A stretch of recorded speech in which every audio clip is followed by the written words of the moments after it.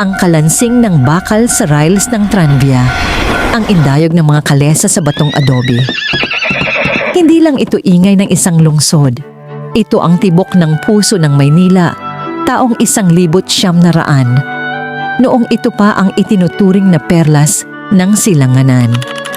Dito sa kalsada ng Eskolta, maririnig mo ang awit ng komersyo sa pagitan ng mga hiyaw ng mga tsuper at ang mabilis na pag-ikot ng mga gulong.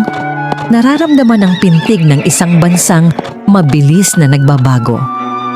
Sa bawat kanto, makikita ang pagyakap ng lumang tradisyon sa bagong impluensya, mula sa maringal na simbahan ng Binondo hanggang sa mga kalesang matiyagang naghihintay sa kanilang mga pasahero.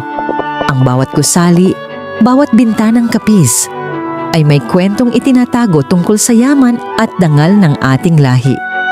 At ang Ilog Pasig, ang nagsilbing buhay na daluyan ng ating kalakalan. Malinis, masigla, payapa. Sa bawat ngiti ng mga tindera sa gilid ng daan, makikita ang katatagan ng mga Pilipino na handang harapin ang bukang liwayway ng isang bagong siglo. Ang Maynila noong 1,900 ay simula pa lamang ng ating paglalakbay. Dahil sa susunod nating paghinto, tatawid tayo sa timog upang silipin ang ganda ng tinaguriang Queen City of the South. Susunod ang Cebu, taong 1,900. Abangan!